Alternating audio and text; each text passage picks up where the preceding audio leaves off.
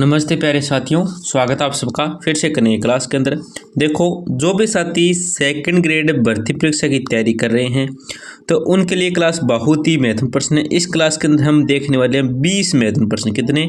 20 महत्वपूर्ण प्रश्न देखने वाले हैं, बहुत ही महत्वपूर्ण है। ज़्यादातर ऐसे प्रश्न के एग्जाम के अंदर पूछ जाते हैं तो बहुत ही महत्वपूर्ण है, ध्यान से देख लेना। अन्य भर्ती देखें तो देखो, CET एग्ज़ाम है, BSTC है, PTT है, लैब असिस्टेंट है और LDC है। राजस्थान की कोई भर्ती इनके लिए भी बहुत ही महत्वपूर्ण प्रश्न है, क्योंकि राजस्थान जीके से संबंधित ये प्रश्न है। तो सेकंड ग्रेड वालों के लिए बहुत ही महत्वपूर्ण है।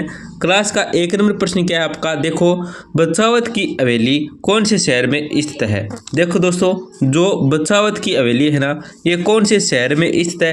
तो ऑप्शन देखो, बीकानेर है, सिवाना है, चित्तौड़गढ़ है, जयपुर है। तो यहाँ पे जो आपका सही उत्तर हो जाएगा वो हो जाएगा ऑप्शन नंबर ए। क्या हो जाएगा? ऑप्शन नंबर ए आपका सही उत्तर हो जाएगा, बीकानेर है। बचावत की जो हवेली है ना दोस्तों, ये बीकानेर के अंदर स्थित है। ये आपको याद रखना है, बहुत ही महत्वपूर्ण प्रश्न है।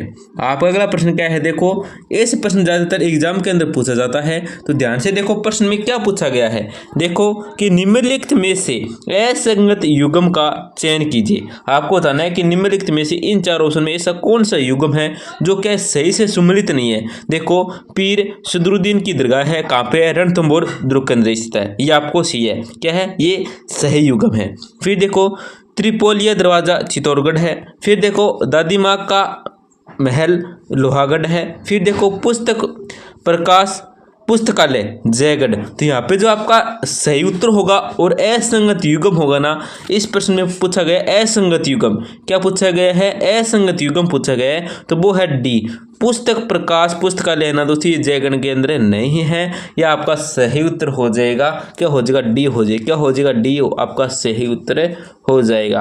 आपका अगला प्रश्न देखो, राजस्थान में मिंदर शिल्प के स्वर्ण काल में विकसित सोलंकी या मारू गुर्जर शैली में निर्मित मंदिर है। देखो दोस्तों, राजस्थान में मिंदर शिल्प के स्वर्ण काल में विकसित सोलंकी या मारू गुर्जर शैली में निर्मित जो मंदिर है ना, ये कौन सा है? बिजोलिया का उंडेश्वर मंदिर है, ओसिया का सचिया माता का मंदिर है, किराड़ू का सोमेश्वर मंदिर है, या रामगढ़ का बंडदेवरा मंदिर है।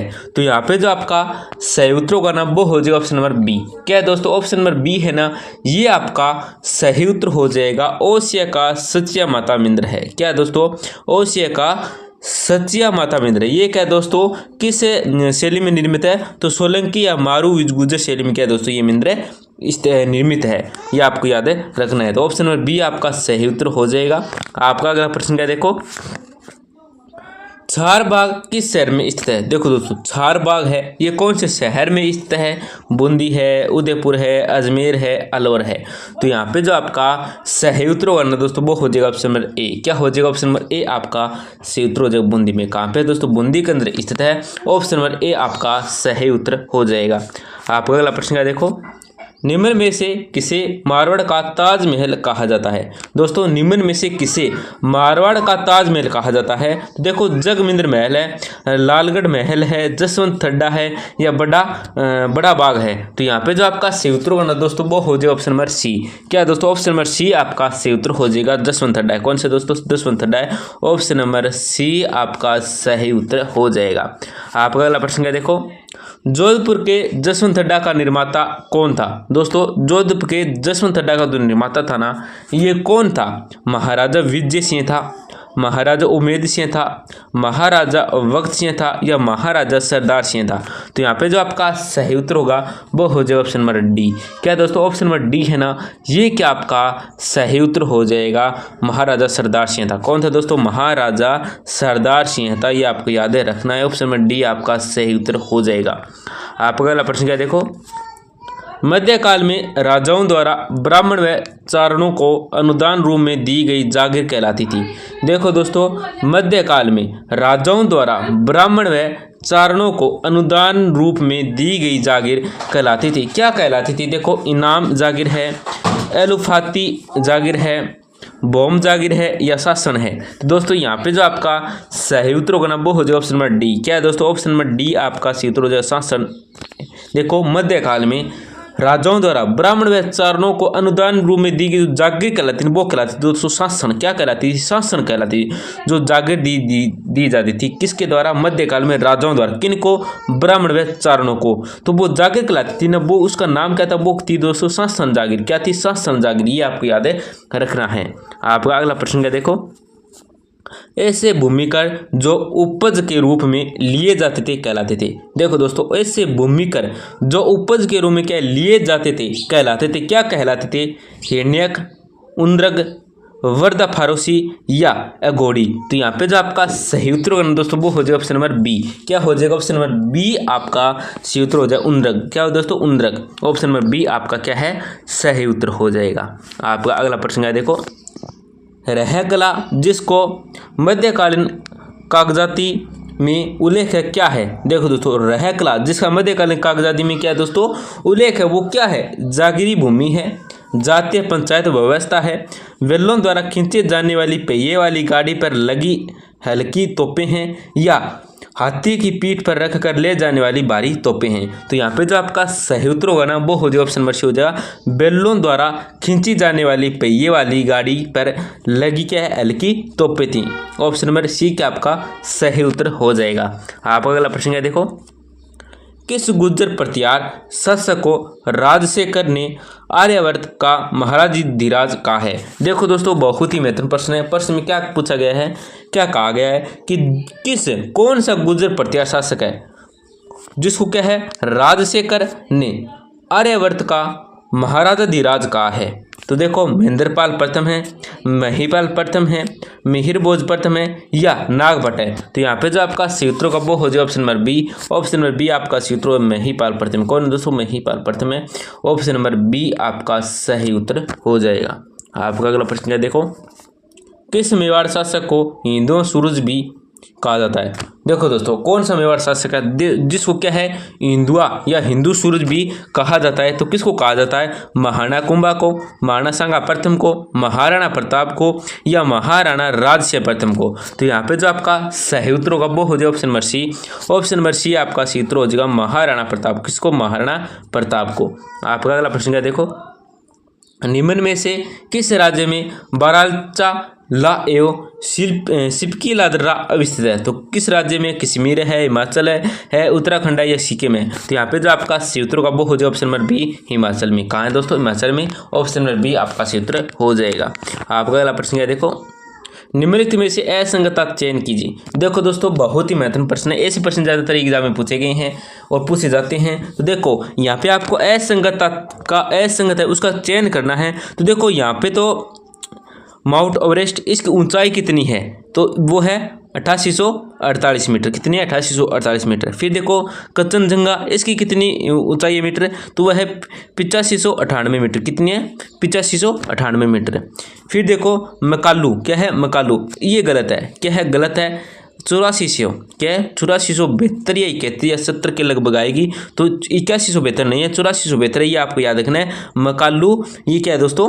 गलत हो जाएगा। क्या? ये गलत हो जाएगा। फिर देखो, नंगा पर्वत 8126 ये भी सही है। तो यहाँ पे जो असंगत है ना दोस्तों, यहाँ पे असंगत पूछा गया है। तो असंगत तो क्या दोस्तों? मकालू है, 8172 है। तो यहाँ पे इस प्रश्न के अंदर सही उत्तर होगा वो हो जाएगा ऑप्शन नंबर सी। क्या है? ऑप्शन नंबर सी आपका सही उत्तर हो जाएगा।